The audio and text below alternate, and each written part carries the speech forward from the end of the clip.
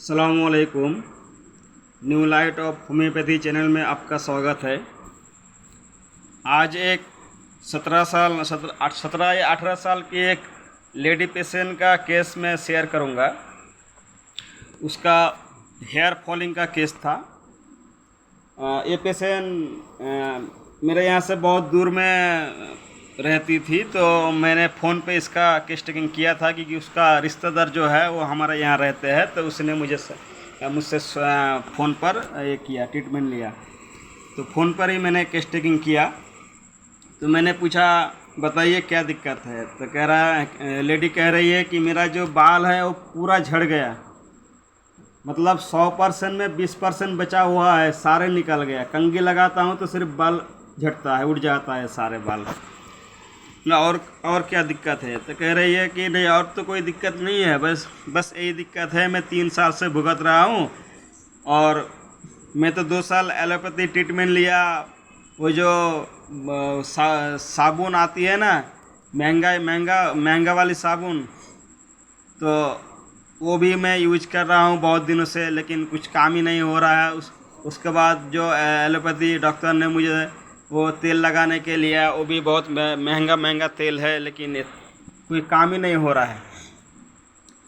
तो मैंने पूछा जो ये कब से हुआ। तो कह रहा है कि ये तो करीब 3 साल के आसपास हो गया। मैंने क्या हुआ था, मैंने पूछा क्या हुआ था 3 साल से पहले, 3 साल जब आपका ये हुआ, डिजीज हुआ बाल झड़ने का, उससे पहले क्या हुआ था।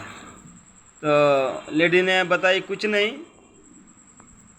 3 साल पहले तो ऐसा हुआ था कि मेरे पिताजी गुजर गए थे, और पिताजी गुजरने से पहले अंकल के साथ पिताजी का झगड़ा हुआ था, लड़ाई हुआ था, और उसके बाद मेरा जो पिताजी है वो गुजर गए, और उसके बाद से मेरा ये प्रॉब्लम शुरू हुआ। तो मैंने कहा झगड़ा हुआ था मतलब, बोले हाँ हमारा जो अंकल है वो बेमतलब ये हमारे पिताजी के साथ लड़ाई किया, झगड़ा किया। तो मैंने कहा कि आपने कुछ बोला नहीं। बोले क्या करूं, उन लोगों का तो कोई इज्जत नहीं है, अगर हम लोग भी लड़ने लग जाए तो हमारा इज्जत क्या बचेगा, क्या रहेगा समाज में। इस वजह से हम लोग कुछ बताए नहीं। तो मैंने कहा जो आपका ये बाल झड़ने की वजह से आपको और क्या दिक्कत हो रहा है। तो कह रहे दिक्कत मतलब मैं कॉलेज जा नहीं पा रहा हूँ, जब एग्ज़ाम के टाइम पे जाना पड़ता है तब पूरा सर ढक के जाता हूँ। तो यही था केस, और मैंने एनालिसिस करके उसको स्टाफिस वगैरह मेडिसिन दिया। पहले 30 दिया था, 30 देने के बाद 1 महीने के अंदर 50% काम हुआ था। फिर मैंने 1 महीने के बाद 200 पोटेंसी दिया था। उसके बाद 3 महीना मैंने एयरसेल पे रखा था। उसके बाद पेशेंट 4 महीना में पूरा सर बाल में भर गया था, और पेशेंट भी बहुत खुश था। तो आइए हम अब देखते हैं स्टाफिस वगैरह कैसे सिलेक्शन किया, क्या क्या मैंने सिम्टम्स लिया, क्या क्या रूब्रिक लिया। तो इस केस में देखिए बहुत मज़ेदार केस है। ये लेडी 2 साल ट्रीटमेंट किया एलोपैथी, लेकिन कोई काम नहीं हुआ था, और हमारे यहाँ 4 महीना में पूरा क्योर हो गया था। तो ये माइंड टेक्निक की वजह से हुआ था। तो इसमें जो पहला रूब्रिक मैंने लिया था, जो उसका डिजीज कब शुरू हुआ, उसका पिताजी गुजरने के बाद, और उसका पिताजी के साथ झगड़ा हुआ था उसके अंकल के साथ।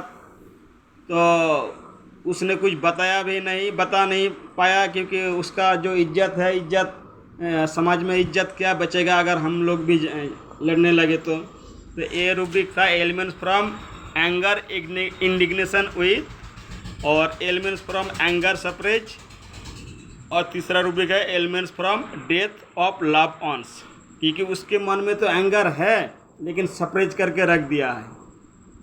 उसके अंकल के ऊपर एंगर है, गुस्सा है, लेकिन बता नहीं रही है। क्यों? क्योंकि उसका मान सम्मान क्या रहेगा इसकी वजह से, और उसका कावाटाइस की वजह से भी करती है कि हम लोग लड़ने का ताकत नहीं है, क्या करूँ। एक कावाटाइस रूब्रिक है, 4 नंबर जो रूब्रिक है ना, कावाटाइस। और फियर ह्यूमिलेटेड ऑफ बीइंग, इसकी वजह से हम लोग लड़ते नहीं, क्योंकि हमारा समाज में इज्जत क्या रहेगा। सेंसिटिव ओपिनियन ऑफ अदर्स, समाज के लोग हमें क्या कहेंगे अगर हम भी लड़ने लग जाएंगे तो मैंने पूछा जा और क्या दिक्कत हो रहा है आपका बाल झड़ने की वजह से, तो कह रहा है नहीं कुछ तो दिक्कत नहीं, लेकिन हम ऐसा है कि कॉलेज भी नहीं जा पा रहा हूँ, जाता हूँ एग्ज़ाम के टाइम तो सर ढक के जा रहा हूँ, मतलब जो डिजीज है उसको वो छुपा रही है। ये हो गया हाइडिंग थिंग्स। तो ये 7 रूब्रिक लगा के जो मेडिसिन आया आप देख पा रहे हैं, स्टाफिलोकोकस 7 रूब्रिक कवर किया और सिंगल मेडिसिन स्टाफिलोकोकस आया था, मैंने स्टाफिलोकोकस दिया और पेशेंट पूरा क्योर हो गया। ये था आज का केस। आज थैंक यू वीडियो वॉचिंग करने के लिए, और कमेंट करें, लाइक करें और चैनल को सब्सक्राइब करें, और होम्योपैथी को आगे बढ़ाने के लिए वीडियो को शेयर करें। धन्यवाद।